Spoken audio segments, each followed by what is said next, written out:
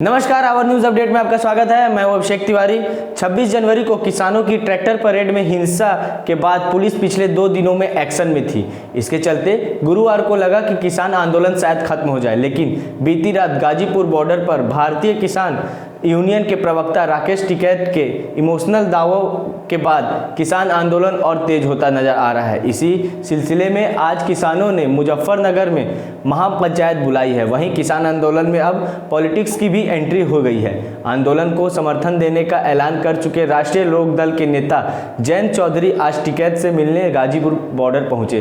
उन्होंने कहा कि प्रशासन पर किसानों को हटाने का दबाव हो सकता है, लेकिन किसान हटना नहीं चाहते। किसानों का मुद्दा संसद में उठता नहीं। वहीं आम आदमी पार्टी के नेता और दिल्ली के डिप्टी सीएम मनीष सिसोदिया ने भी गाजीपुर बॉर्डर पहुंचकर किसानों के लिए की गई व्यवस्थाओं का जायजा लिया।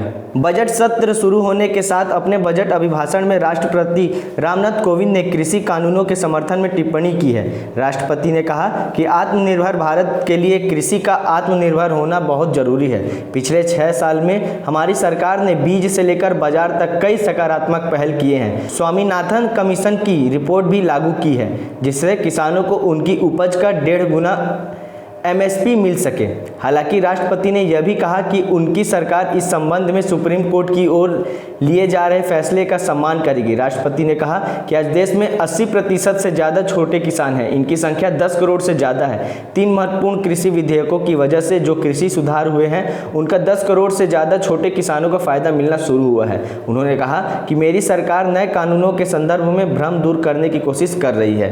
गणतंत्र दिवस पर हुई हिंसा के बाद दिल्ली बॉर्डरों पर आंदोलन कर रहे किसानों पर पुलिस सड़क खाली करने का दबाव बना रही है। इसी के चलते बिजली, पानी और टॉयलेट की सुविधाएं बंद कर दी गई है। इस पूरे मामले पर राहुल गांधी ने एक बार फिर सरकार को घेरा है। उन्होंने ट्वीट किया है कि पीएम हमारे किसान मजदूर पर वार करके भारत को कमजोर कर रहे हैं। फायदा सिर्फ देश विरोधी ताकतों का होगा। इससे पहले भी राहुल गांधी ने ट्वीट करके मोदी सरकार पर निशाना साधा था। उन्होंने कहा था कि तेजी से बढ़ती अर्थव्यवस्था को कमजोर कैसे करते हैं, यह सीखना हो तो कोई मोदी सरकार से सीखे।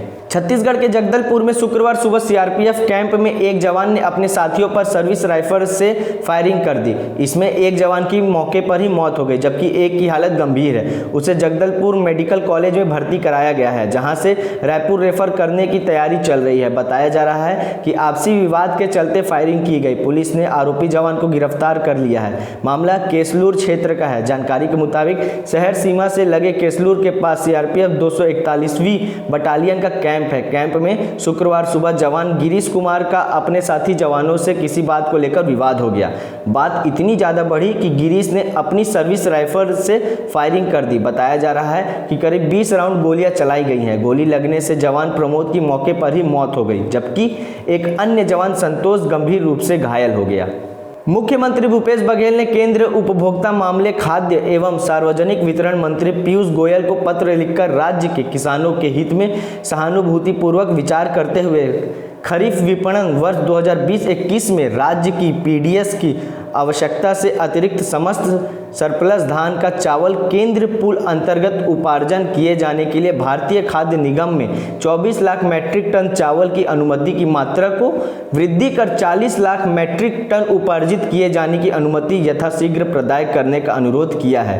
सीएम भूपेश बघेल ने अपने पत्र में लिखा है कि छत्तीसगढ़ प्रदेश में खरीफ विपणन सीजन में किसानों से न्यूनतम समर्थन मूल्य पर धान का उपार्जन विकेंद्रीकृत उपार्जन योजना के अंतर्गत खाद्य विभाग भारत सरकार के साथ हुए MOU के तहत की जाती है। प्रदेश में खरीफ विपणन वर्ष 2020-21 में 28 जनवरी 2021 की स्थिति में विकेंद्रीकृत उपार्जन योजनागत समर्थन मूल्य पर 20.29 लाख किसानों से 90 लाख मैट्रिक टन धान का उपार्जन किया जा चुका है एवं धान खरीदी का कार्य 31 जनवरी 2021 तक किया जाएगा। छत्तीसगढ़ सरकार पे 200 करोड़ रुपए के घोटाले का आरोप लगा है, जिसकी शिकायत राज्यपाल अनुसुईया उइके और स्वास्थ्य मंत्री TS सिंहदेव से की गई है। कोरोना वायरस के जांच के लिए RNA अट्रैक्शन किट की खरीदी के टेंडर में भरी अनियमितता उजागर हुई है। जहां अट्रैक्शन किट की कीमत 100 रुपये है, वहीं छत्तीसगढ़ सरकार द्वारा उसे 320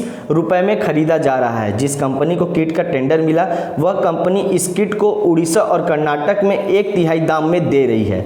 20 करोड़ के ठेके का यहां कारनामा छत्तीसगढ़ मेडिकल सर्विस कॉरपोरेशन में किया जा रहा है। शिकायतकर्ता आशीष मिश्रा ने बताया कि 6 लाख ऑटोमेटिक किट और 50,000 मैनुअल किट खरीदी जानी थी। इस किट के लिए 4 फर्मों ने टेंडर जमा किए थे।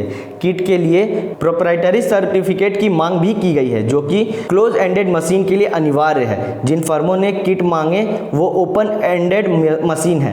ऐसे में सवाल यह उठा है कि अधिकारियों ने प्रोप्राइटरी सर्टिफिकेट क्यों मांगे। फर्मों ने एमडी से बात कर सहमति ली और अपने सैंपल भी जमा किए। जिस कंपनी के पत्र के आधार पर किट अस्वीकार किए गए, उसी जेनेटिक्स बायोटेक का टेंडर स्वीकृत कर लिया गया। बाकी फर्म एंकलेन डायग्नोस्टिक्स, हाई मीडिया लेबोरेटरीज और सुराना इंटरप्राइजेज के सैंपल का अपात्र कर दिया गया। जिन जेनेटिक्स कंपनी को टेंडर मिला, उन्होंने किट की कीमत 320 रुपये लगाया, जबकि दूसरी कंपनी इसकी कीमत 100 रुपये लगाई। वहीं उड़ीसा और कर्नाटक में इसकी कीमत 179 रुपये बताई गई।